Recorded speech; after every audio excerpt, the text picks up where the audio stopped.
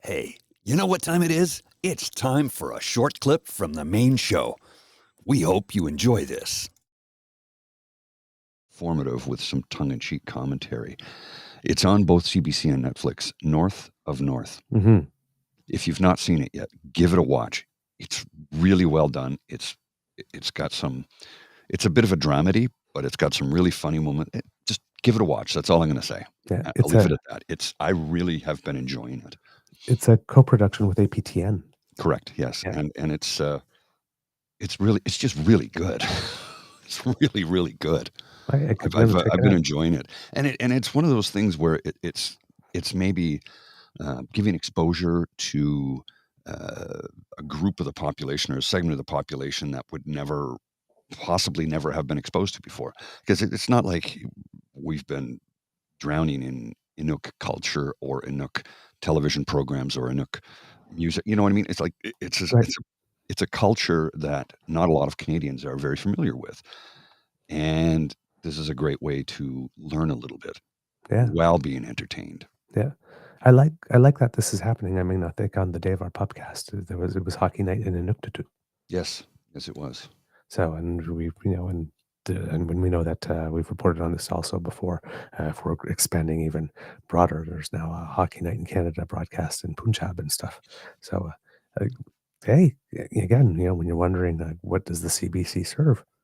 There you go. You're not gonna get that in the private sector. A private broadcaster won't do that. They just Yeah, won't. They and won't then because they don't see enough money in it, but because the CBC is a public service, a public broadcaster, mhm, they're trying to reach as many Canadians as possible. So yeah, it's currently available in, what, 4 languages? English, French, Inuktitut, and Punjabi. some yeah, and then there's sometimes some Cree, Yes, that's right. Yes, in sometimes. Winnipeg, I think they started doing I think that's where it first started, correct me if I'm wrong. So, it's really trying to unite people at the same time, right? And it was Kelly Rudy who came up with the idea to do it in Punjabi. Did you know that? No, I didn't. Is it Hindi? Is it No, Hindi or Punjabi. Punjabi? It's Punjabi, Yeah, okay. I said Punjab earlier. Punjab is not the No, language. that's not the language, yeah. Punjabi, yeah. It was his idea because he had a friend who was a member of that community and said, "I'd really like to be able to get my grandparents involved in hockey. They're interested, but Right, their language skills aren't there." right. And it was a suggestion of his, and they said, "Well, let's give this a go." And it's been going for a number of years now, Oh, yeah, and absolutely. I and a mean, and that's large again, community, right? you So, can replicate that with every culture, right? yeah, you can. You absolutely can. Well, I'd like to see honestly, maybe perhaps a Mandarin Mhm. version at some point. Yeah, I mean, Chinese population, Chinese diaspora in Toronto alone is 1.2 million, I think. yeah, In the yeah, GTA, I don't mean just proper Toronto, but in the GTA, so that's a very large segment of the population in one city that's being underserved. yeah, absolutely, absolutely. I mean, sure, their kids will speak English and probably French as well, but how do you get families together and Yeah, get generational, involvement yeah, in the sport and but help it that's one grow? of those things, right? Like, had it been there all along, Mhm, right?